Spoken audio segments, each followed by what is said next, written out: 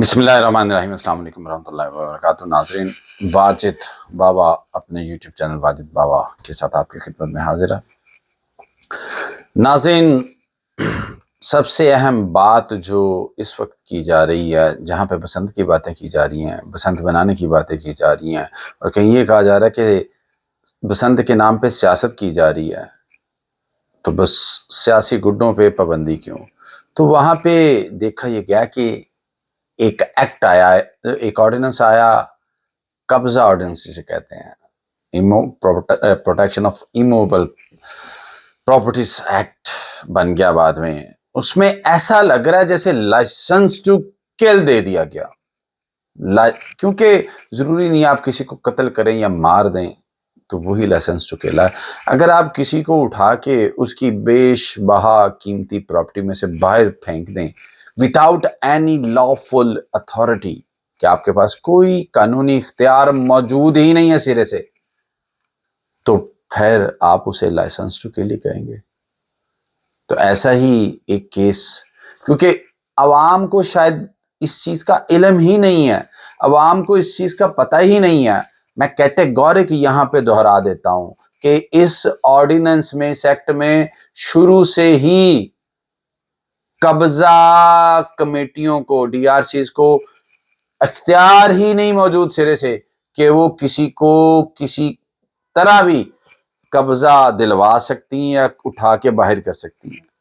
وہ صرف اپنی ریکمنڈیشن بھیج سکتی ہیں، ٹریبیونلز کو بھیج سکتی ہیں، جو کہ سیکشن 10 کے کہتا ہے کہ ریفرنس ٹو ٹریبیونل، کہ ٹریبیونلز کو بھیجیں گی۔ تو یہاں پہ قبضہ کمیٹیوں نے، کیونکہ میں انہیں کمیٹی اس لیے کہہ رہا ہوں، ڈی آر سی کہا جا رہا ہے ڈسپیوٹ ریزولوشن کمیٹی، لیکن میں کہتا ہوں قبضہ کمیٹی نے عوام کی جذبات احساسات سے بھی کھیلا اور حقائق کو تروڑ مروڑ کے جو ہے نا وہ سامنے رکھا گیا، کیونکہ ڈی آر سیز کے پاس، قبضہ کمیٹیوں کے پاس صرف پارٹیز کو سن کے اپنی ریکمنڈیشنز یا اپنی جو فائنڈنگ ہے وہ دینے کا اختیار تھا، اور تب وہ ٹریبیونل کو ریفر کر دیتے۔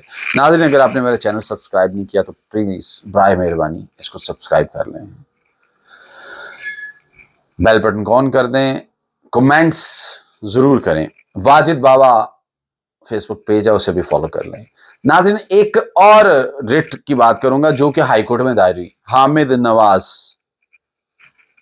کی طرف سے، حامد نواز اور کو پٹیشنر ان کی طرف سے ہائی کورٹ میں یہ ریٹ دائر ہوئی سرگودا سے، کیونکہ سرگودا میں S H O police station cantt, city district S H O city district Sargodha, S H O Sajid Shaheed district Sargodha, S H O police station satellite town district Sargodha, اور اس کے علاوہ جو پیرا فورس، کیونکہ بیسیکلی پیرا فورس کے چیئرمین ڈی سی صاحبان ہوتے ہیں، تو ان کی انسٹرکشن پہ یہ کام کر رہے ہوں گے عبدالجبار بٹ صاحب۔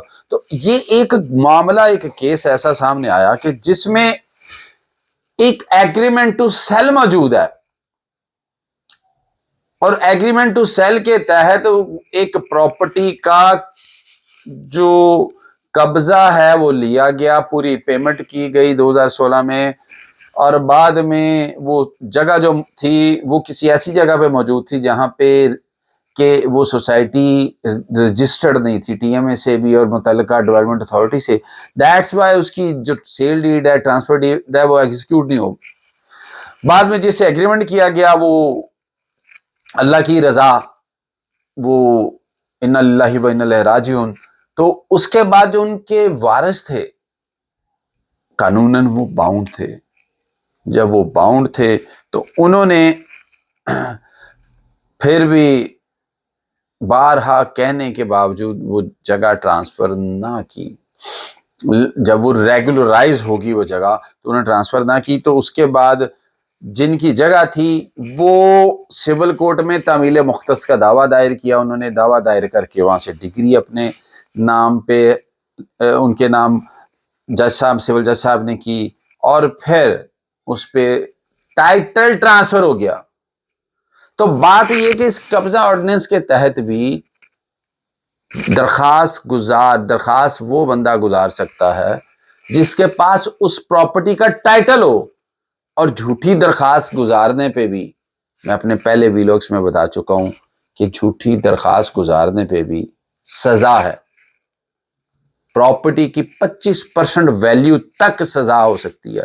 اگر وہ 10 کروڑ کی پراپرٹی ہے تو 2.5 کروڑ روپے کا جرمانہ ہو سکتا ہے اور 1 سال کی کم از کم سزا ہو سکتی ہے. بات یہ ہے کہ جب آپ جھوٹی درخواست گزاریں گے تو آپ کی پکڑ ہونی چاہیے. تو ہوا یہ کہ وہ درخواست سنی گئی، سننے کے بعد اطمینان ہو گیا، لیکن اطمینان کے بعد پھر ایک دھاوا بولا گیا اس پریمیسس پہ. 49 مرلے کی پریمیسس سے 49 مرلے کا گھر تھا، تو اس پہ دھاوا بولا گیا اور دھاوا بول کے ان کو اٹھا کے باہر پھینک دیا گیا.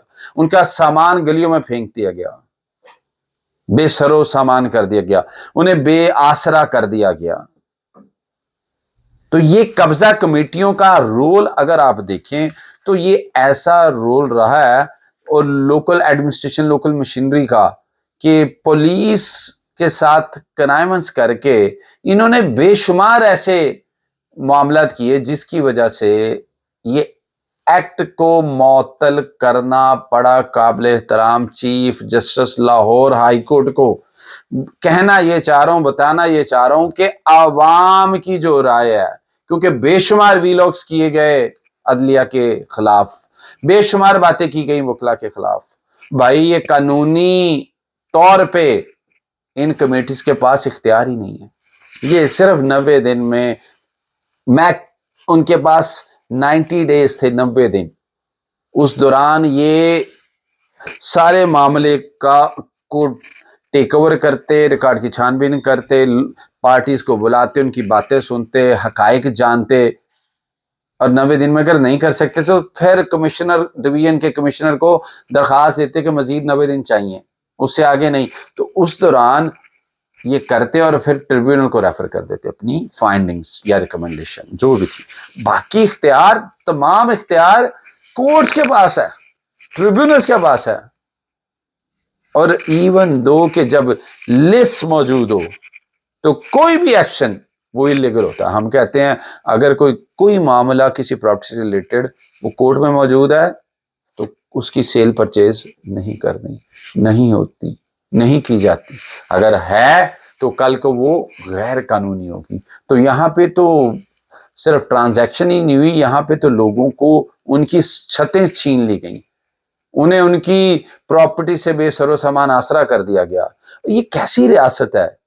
یہ کون سی ریاست ہے جو کہ ایک طرف تو بات کرتی ہے روٹی کپڑا اور مکان کی اور دوسری طرف انہیں بے سر و سامان کر دیتی ہے، بے سر و آسرا کر دیتی ہے. ابھی ایک نیا ایکٹ آیا جس میں وہ کہہ رہے ہیں کہ خواتین کی پروٹیکشن کا ایکٹ، وہاں پہ ایک نقطہ بڑا اہم لکھا ہوا ہے اکنامک، کہ اگر اکنامک کنسرنس بھی ہوں گے تو دین بھی جو ہے نا یہ معاملات کورٹوں میں جائیں گے، سزائیں ملیں گی.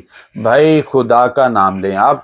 ویلفیئر سٹیٹس کی اگر بات کی جائے تو ویلفیئر سٹیٹس میں سب سے پہلے اکنامک معاملات کی بات کی جاتی ہے، کھانے پینے کی بات کی جاتی ہے، معیشت کی بات کی جاتی ہے، ہر شخص کا خیال رکھا جاتا ہے. تو یہاں پہ یہ بات میں صرف سم اپ اس کو کروں گا کہ یہ اس پہ بھی یہ آرڈر کیا گیا، اس کیس میں بھی یہی آرڈر کیا گیا کہ یہ قبضہ آرڈیننس، یہ قبضہ ایکٹ معطل کیا جاتا ہے، کیونکہ قبضہ کمیٹیوں کے پاس سرے سے ہی کوئی طاقت، کوئی اختیار، کوئی اتھارٹی موجود نہ تھی.